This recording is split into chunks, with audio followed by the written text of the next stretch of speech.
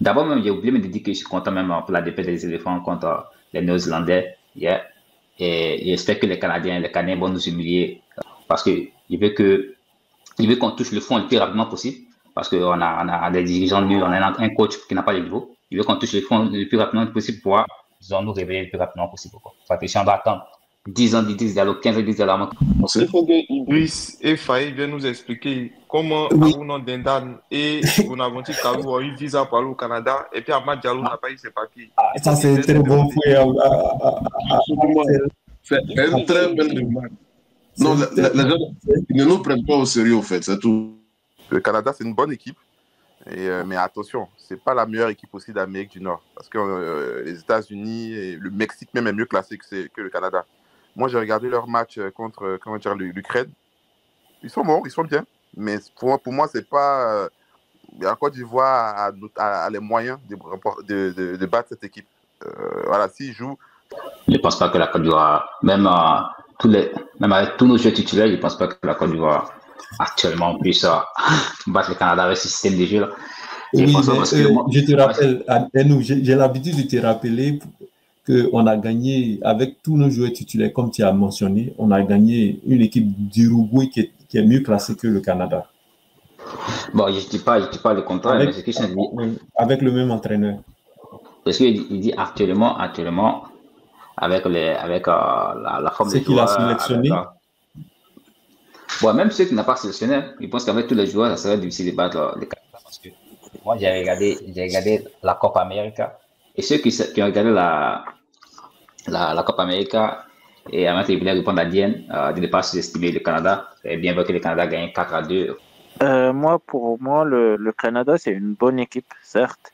Mais je sais que la Côte d'Ivoire, c'est une équipe qui, vu qu'ils ont perdu contre la Nouvelle-Zélande, ils voudront rebondir. Comme ce qu'ils avaient fait lors de la CAN en Côte d'Ivoire. Ils ont rebondi après une phase de groupe affreuse, je vais dire. Alors, mais ils ont... Et j'ai pas de doute que Faye, sur ce match-là, il va essayer d'aligner la plus grosse équipe qu'il peut aligner avec l'effectif qu'il a actuellement. Mais je trouve que quand même dans cette équipe-là, à certaines lignes, il y a un peu trop de carence. Voilà, il y a un peu trop de carence à mon goût. Aucun système de jeu, pas de fond de jeu. Et à un moment donné, ça ne va pas nous rater. Voilà. Et devant aussi, on n'arrive pas à marquer des buts. C'est très minimaliste, ça joue un peu petit bras. Donc bon, cette équipe de Côte d'Ivoire, vraiment, elle est difficile. Pour ceux qui nous découvrent pour la première fois, on fait les lives régulièrement chaque semaine, tous les vendredis, dimanche et mercredi. Donc le mercredi, on aura un live, on va faire le débrief du match Canada-Côte d'Ivoire. Il faut que Idriss et Faye viennent nous expliquer comment Aruna Dendan et Bonaventure Kalou ont eu visa pour aller au Canada et puis Ahmad Diallo n'a pas eu ses papiers. Ça c'est très bon frère. C'est une très belle remarque. Non, les gens ils ne nous prennent pas au sérieux, au fait, c'est tout. Parce qu'on parle de visa, même l'entraîneur a mentionné ça après le match. Il a donné l'excuse que le problème administratif, pour des raisons administratives, n'ont pas pu avoir le visa pour les joueurs. Mais Axel vient de soulever comment cette photo, ça a été pris au Canada, c'est que vous voyez sur l'écran. Et comment eux, ils ont pu avoir le visa. Et on dit que nos joueurs n'ont pas pu avoir le visa. Et moi, on a déjà parlé de ça pour ne pas extrapoler. Oui, mais notre frère Bailly l'a dit. C'est une compétition qui est programmée dans le calendrier. On savait depuis longtemps qu'on pouvait la jouer. Par le Canada. Voilà. Et le Canada, c'est que c'est eux qui invitent la Côte d'Ivoire. Donc, on ne peut pas rendre ça difficile pour nos joueurs de venir. Ça c'est pas comme ça se passe. Ça n'a même pas de sens. Même si on doit aller jouer sur la planète Mars, on sait dans 2 mois ou dans 3 mois, ça va jouer. On s'y prend tôt et puis on commence à se préparer. Donc, ce sont des arguments qui sont assez fallacieux qui ne tiennent absolument pas la route. On dit que ne pas sélectionner les joueurs d'abord, parce que ça a quelques jours qu'ils sélectionnent les joueurs.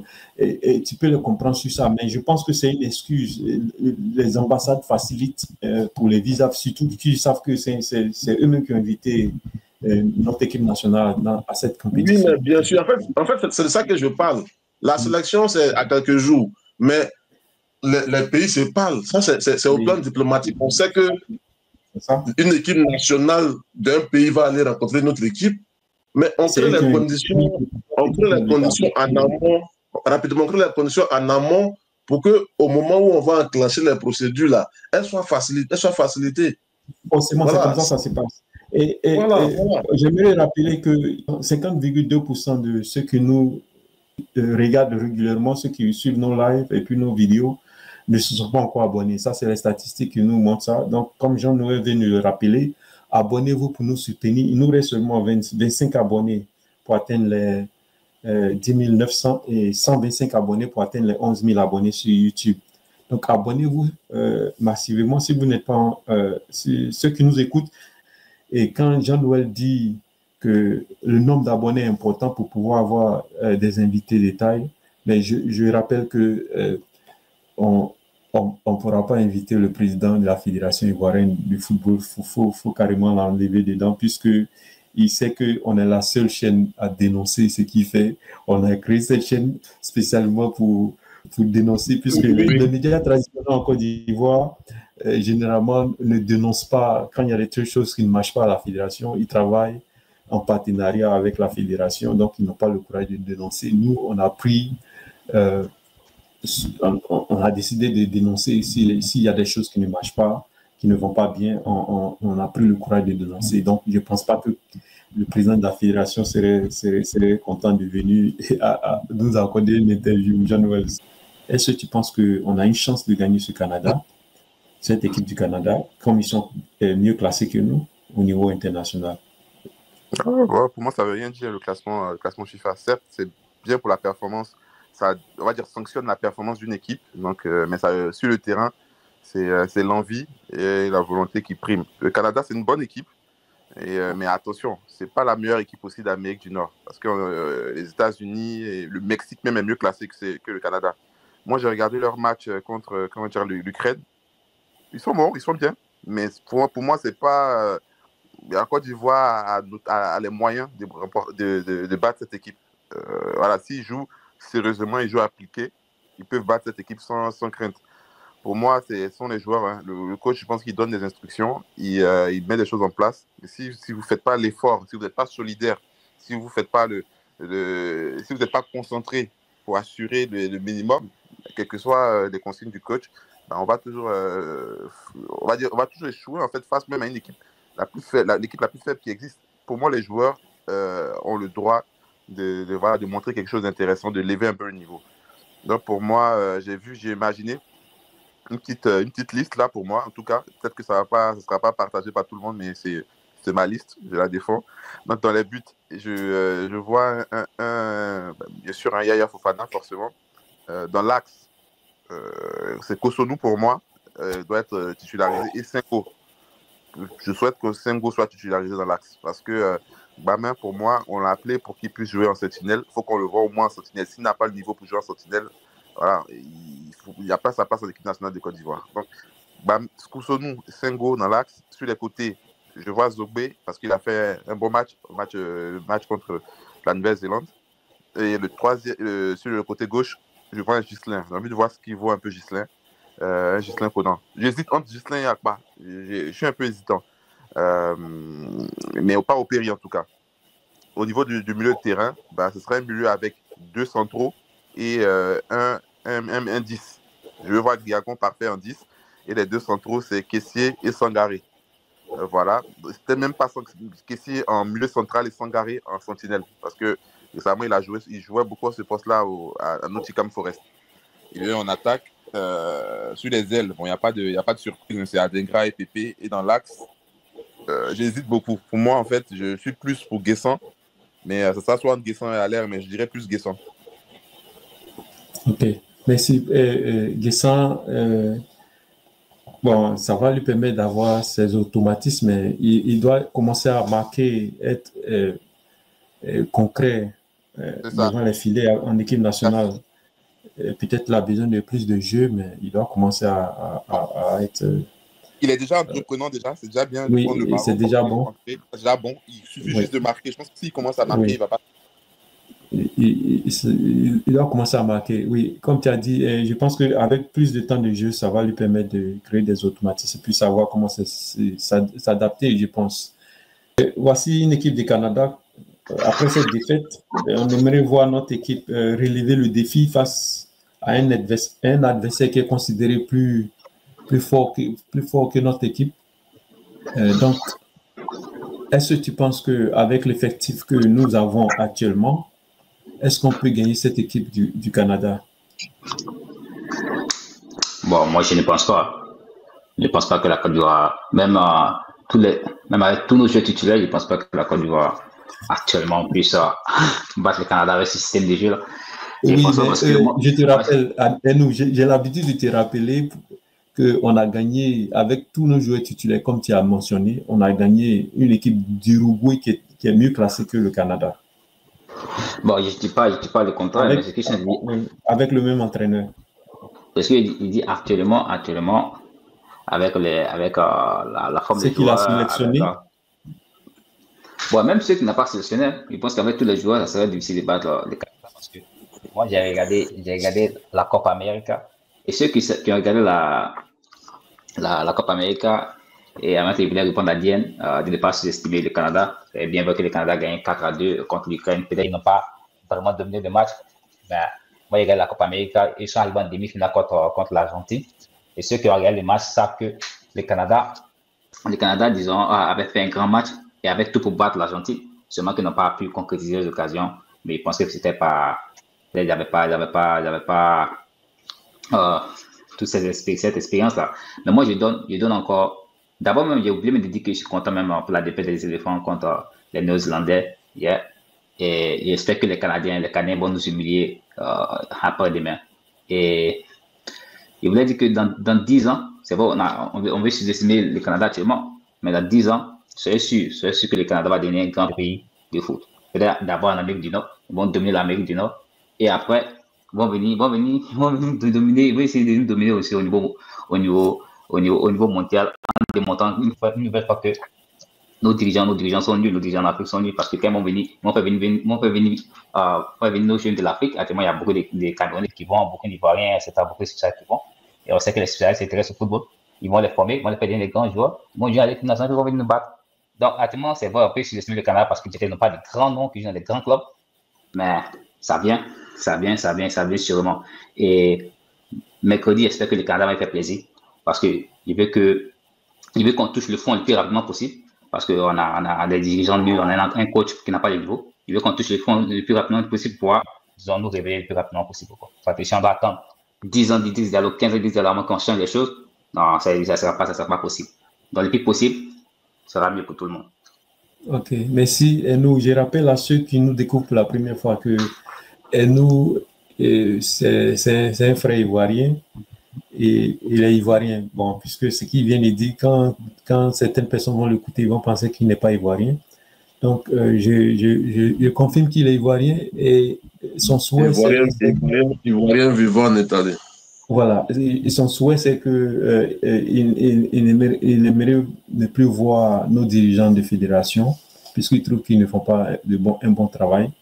Et il se dit que avec une défaite, ça peut jouer aussi, ça peut contribuer à ce que on choisisse un nouveau président de fédération et puis un nouveau entraîneur. Voici un peu ce qu'il pense. Il s'est dit que nos dirigeants peuvent faire beaucoup mieux que ce qu'ils font actuellement. On va maintenant passer la parole à Heredias. Heredias, on a peu de temps pour récupérer. Et comment toi, je pense que ce serait une occasion, une opportunité pour nous pour sauver l'honneur, surtout qu'on joue contre une équipe qui est dans le classement FIFA, qui est en une bonne position que nous, 30e au dernier classement FIFA, pendant que nous, on est à la 41e position. Donc, une équipe qui est quasiment la meilleure équipe en Amérique du Nord, Axel l'a confirmé depuis quelques années. Est-ce que ce n'est pas le moment de sauver l'honneur? Comment Fayet doit aborder cette rencontre? Est-ce que tu penses que l'effectif qu'il a actuellement peut gagner cette équipe du Canada? Oui, alors, bien sûr qu'on peut les battre, mais l'opposition en face sera d'un tout autre calibre. Voilà, et tu l'as rappelé donc à raison, le Canada, ce n'est pas la Nouvelle-Zélande, ce n'est pas des joueurs de rugby, ce n'est pas les All Blacks. Le Canada, c'est la meilleure équipe en Amérique du Nord en ce moment, devant le Mexique, devant les États-Unis. C'est une grosse équipe, d'accord, que ce soit physiquement, techniquement, tactiquement, c'est une équipe qui a beaucoup progressé. Voilà. D'ailleurs, que ce soit chez les hommes comme chez les femmes, le Canada, en tout cas en matière de formation, je pense que il y a un travail intéressant qui est fait dans ce pays.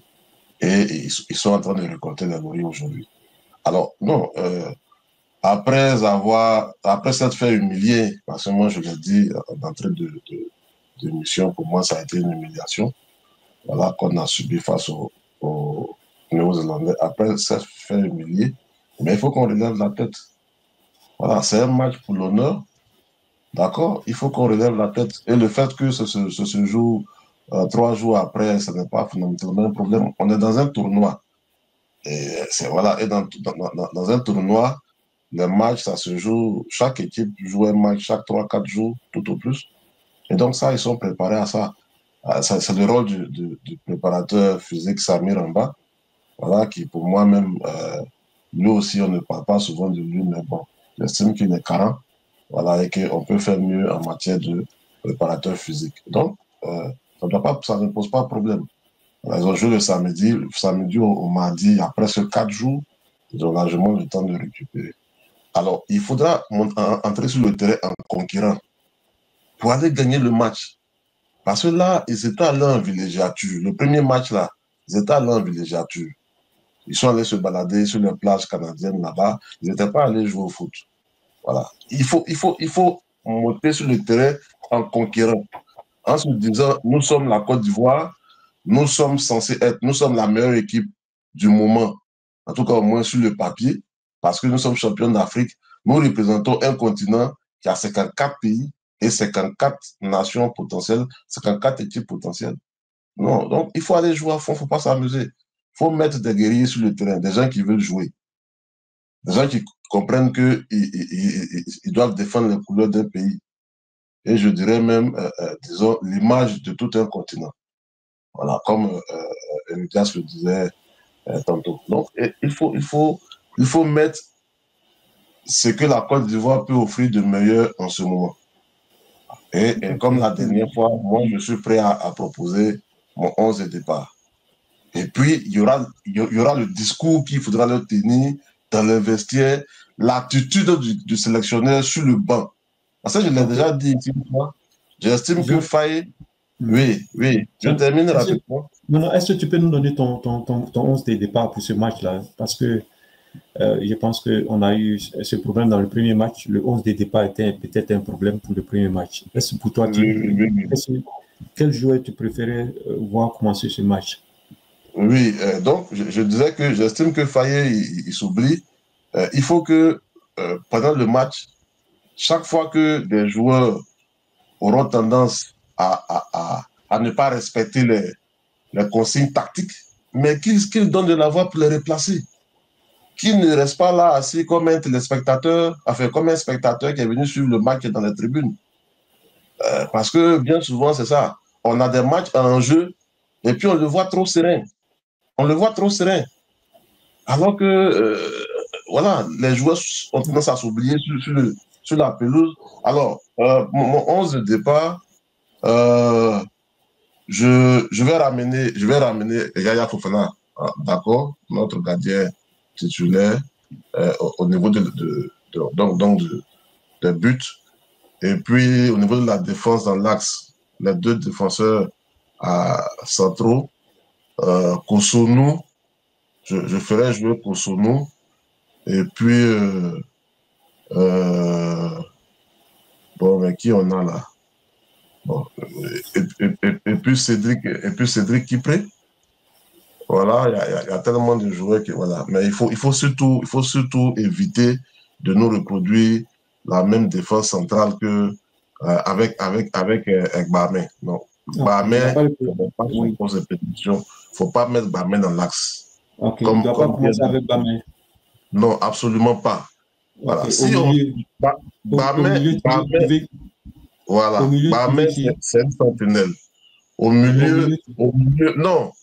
Et il peut, au milieu, je suis pour que. Non, il peut. Oui, je vais prendre Franck Kessié. Je vais prendre. Comment il s'appelle? Sangaré. Et puis, je vais faire jouer Guiagon Parfait. Il nous a dit qu'il a fait venir parce qu'il cherche un profil de 10. Ce serait insensé qu'il ne joue que 5 ou 10 minutes. Ok, voilà. Donc tu as trois milieux. Et en attaque, tu commences avec qui en attaque? Bon, je n'ai pas fini même avec les latéraux. Latéral gauche, Akpa Clément. Latéral droit, Wilfried Songo. Okay. Maintenant, en attaque, je mettrai Haller en 9 en pointe. Pépé et puis Adengra. Voilà, donc tu commences avec ton... Je pense que l'équipe même que tu viens de donner, c'est une équipe qui est... y a la moitié, ce sont des titulaires de l'équipe, on peut dire. Donc ça va. Ça veut dire que c'est une équipe qui est solide, qui peut commencer ce match et peut inquiéter un peu cette équipe du Canada avant de pouvoir faire des changements, d'essayer d'autres joueurs. Donc, merci Jean-Noël. On va passer la parole rapidement. Ils sont à domicile. C'est une bonne équipe et ils sont à domicile. Ils ne vont pas vouloir se faire humilier ou bien même perdre.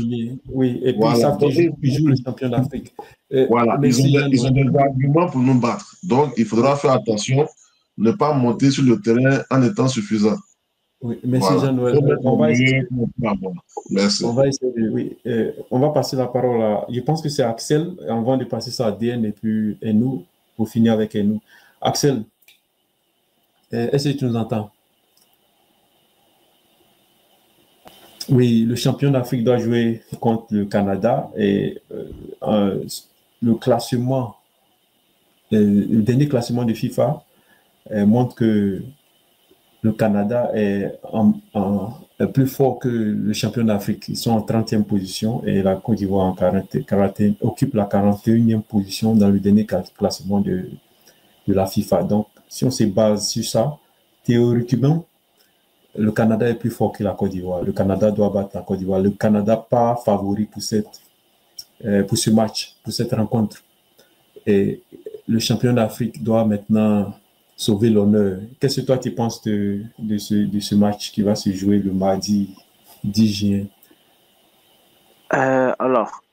Moi, pour moi, le Canada, c'est une bonne équipe, certes. Mais je sais que la Côte d'Ivoire, c'est une équipe qui... Vu qu'ils ont perdu contre la Nouvelle-Zélande, ils voudront rebondir, comme ce qu'ils avaient fait lors de la CAN en Côte d'Ivoire. Ils ont rebondi après une phase de groupe affreuse, je vais dire. Alors, mais ils ont su rebondir. Certes, il y a eu un peu de chance, mais au final, on se rappelle que du gagnant de la finale. On ne se rappelle pas de leur parcours. Si un peu, le parcours des groupes.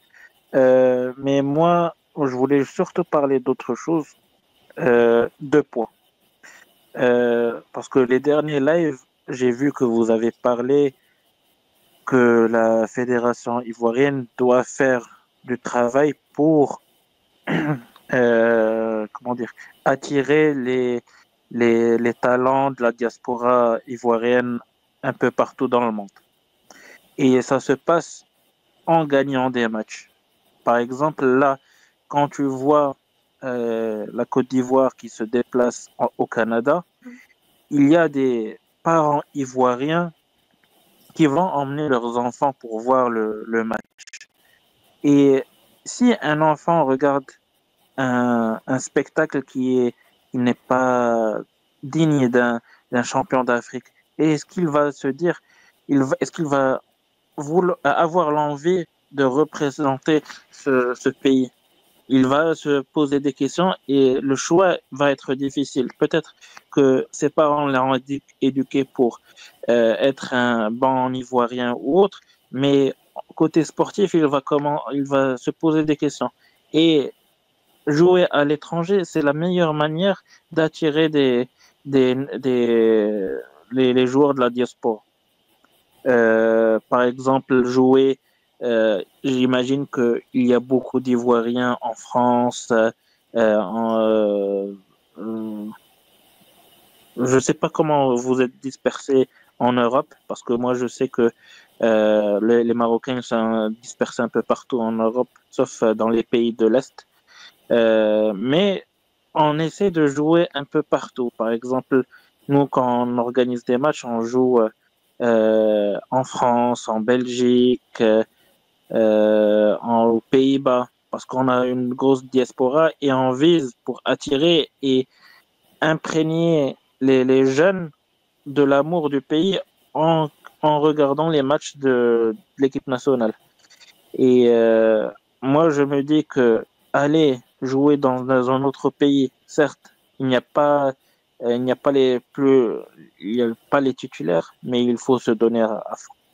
Si tu te donnes pas à fond, bah, tu vas pas aider ta fédération à chercher et à trouver de nouveaux joueurs de la diaspora. Je voulais juste revenir sur le point du classement FIFA. Oui. Tu m'as parlé du Canada, il est devant en classement FIFA. Ben, c'est normal si vous perdez contre des équipes qui sont plus loin, le nombre de points que vous perdez est plus important. Et c'est pour ça que il faut jouer pour gagner. Parce que je vais donner le cas du Maroc. On est à quoi, même pas 20 points pour être 9e, ce qui nous permettra d'être dans le pot 1 pour le tirage de la Coupe du Monde. Et ça va nous faciliter beaucoup de choses pour les coupes. Ok, merci. Heredias, tu viens de mentionner qu'il faut jouer pour gagner et ça tombe bien, Axel. On va passer la parole à Axel. Axel, la Côte d'Ivoire va jouer contre le Canada dans quelques heures. Tu viens d'écouter Heredias qui a dit qu'il faut jouer pour gagner parce que ça compte dans le classement FIFA, ça compte pour les potentiels groupes de la Coupe du Monde 2026 si jamais on se qualifie. Et tu vois maintenant l'importance de gagner les matchs amicaux, même si ça se trouve à des distances éloignées. Et puis le fait que toi-même tu es ivoirien et ça se joue dans le pays où tu vis actuellement, est-ce que ça ne serait pas une fierté pour toi de voir ton pays gagner le pays qui t'accueille actuellement? Moi, ça a été une fierté ça a été une humiliation pour moi quand la Côte d'Ivoire s'est fait battre à Wembley 3-0. J'étais au stade avec mes enfants.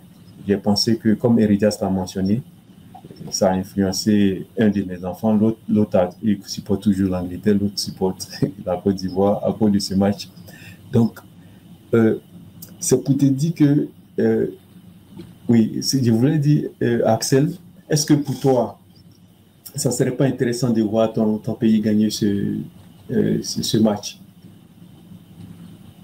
Non, mais bon, naturellement, je suis ivoirien. Même si c'est vrai que je vis au Canada, mais je suis ivoirien. Donc, bien sûr que mon cœur va pencher forcément pour une victoire pour la Côte d'Ivoire. Mais malheureusement, comme je le dis en ce moment, je pense que la Côte d'Ivoire n'a pas les capacités nécessaires pour pouvoir battre une équipe du Canada. Bien sûr, lors d'un match, comme je le dis assez souvent, tout peut arriver. Mais quand on regarde en ce moment l'état de forme des deux équipes, je pense que le Canada va, disons, comment on appelle ça, est, disons, favori de ce point de vue-là. Et de ce que me démontre la Côte d'Ivoire depuis un certain moment dans son jeu, surtout, je ne vois pas du tout une équipe de la Côte d'Ivoire battre le Canada. Après, oui, c'est vrai qu'il y aura sûrement un sursaut d'orgueil. Peut-être que les joueurs vont essayer de se transcender. Et je n'ai pas de doute que Faye, sur ce match-là, il va essayer d'aligner la plus grosse équipe qu'il peut aligner avec l'effectif qu'il a actuellement. Mais je trouve que quand même dans cette équipe-là, à certaines lignes, il y a un peu trop de carence. Voilà, il y a un peu trop de carence à mon goût. Aucun système de jeu, pas de fond de jeu. Et à un moment donné, ça ne va pas nous rater. Voilà. Et devant aussi, on n'arrive pas à marquer des buts. C'est très minimaliste, ça joue un peu petit bras. Donc bon, cette équipe de Côte d'Ivoire, vraiment, elle est difficile à lire. Mais je souhaite vraiment qu'on gagne. Et c'est surtout même ce match-là, la dernière fois, je l'avais dit, je vais beaucoup observer ce match-là parce que ça m'intéresse justement. Mais encore une fois, moi, je n'attends pas grand-chose des éléphants sur cette rencontre. Si on a gagné, c'est bien. Mais sinon, moi, comme je l'ai dit, c'est pas sur ce genre de match-là, moi, je les attends. Je les attendais ailleurs et malheureusement, ils m'ont déçu. Donc, j'attends encore le prochain rendez-vous. Je ne sais pas c'est contre quelle équipe on joue en Afrique. J'attends de voir en conditions réelles. Le prochain, c'est la finale. Le prochain rendez-vous, c'est la finale. Non, je ne parle pas de ce qui se joue. Je parle de compétition officielle, quoi. Oui, voilà. Non. C'est le Burundi, le Burundi d'abord, avant le Gabon. Voilà, à Port-Gentil. Voilà, donc c'est là-bas. Moi, je les attends, en fait. C'est sur ces deux matchs-là que moi, je les attends encore une fois. Et puis, je vais voir ce qu'on est capable de faire dans le jeu, surtout si on s'est amélioré. Et si Faye, il a pris conscience, en fait, du fait que, clairement, il y a certains joueurs, normalement, qui ne doivent plus être appelés à l'équipe nationale de Côte d'Ivoire. Il faut qu'il apprenne à faire des choix. J'ai l'impression que depuis que la CAN est passée, ces choix sont trop discutables.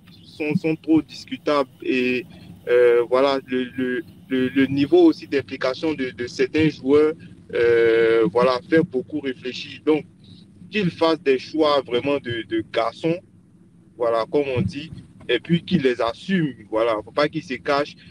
Moi, j'ai bien aimé la question que Marc lui a posée. J'ai regardé un peu, bien avant même que tu mettes... ce qui est sur la page Facebook, là, c'est ce que j'ai regardé. Et il a tout dit, sauf répondre à la question que Marc lui a posée. Et ça, en fait, c'est problématique. Je ne sais pas ce qui se passe avec Faye en ce moment, mais j'ai l'impression qu'il est en train de perdre son groupe. C'est vraiment l'impression que j'ai qu'il est en train de perdre son groupe. Et on le sent un peu agacé lui-même, mais clairement, c'est clairement de sa faute. Voilà, il a une grosse part de responsabilité dans ce qui est en train de se passer à l'équipe nationale de Côte d'Ivoire. On n'a aucune lisibilité sur le système réel qu'il veut mettre en place. Alors, est-ce que c'est une question de joueurs est-ce que c'est les joueurs qu'il n'a pas à sa disposition ou est-ce que les joueurs sont là, mais c'est lui qui les agence mal? Parce que ça peut arriver qu'on ait des joueurs de talent, mais après, si ces joueurs-là ne sont pas complémentaires sur le terrain, ça devient compliqué. Donc, moi, je n'arrive pas à lire clairement ce qu'il veut faire avec cette équipe-là. Je n'arrive pas à comprendre aussi certains choix qu'il fait par rapport à certains joueurs. Je trouve qu'il y a certaines explications qu'il donne qui n'ont ni tête ni queue. Donc, tout le mal que je souhaite à la Côte d'Ivoire, c'est de gagner. Mais si je veux être objectif, je pense qu'on ne gagnera pas ce match-là face au Canada. Voilà.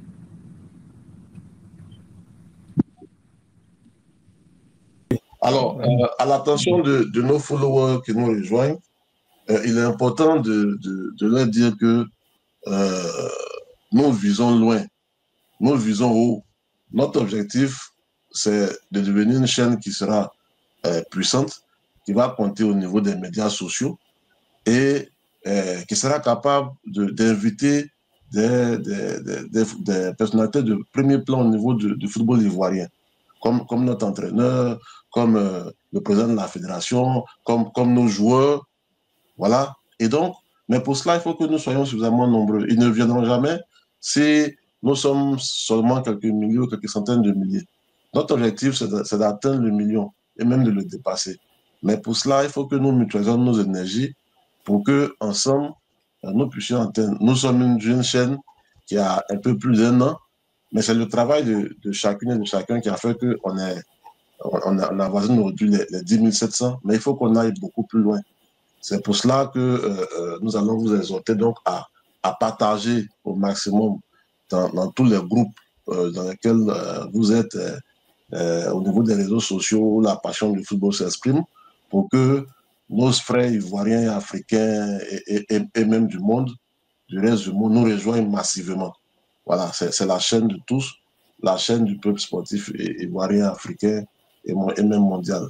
Donc venez nombreux et surtout n'oubliez pas de vous abonner. Parce que quand vous ne vous abonnez pas, vous n'êtes pas comptabilisé comme, disons, abonné à part entière, abonné officiel. Donc, c'est très important. Donc, comme d'habitude, likez, partagez et abonnez-vous. Et on se revoit dans le prochain live qui serait le mercredi pour le débrief du match Côte d'Ivoire-Canada.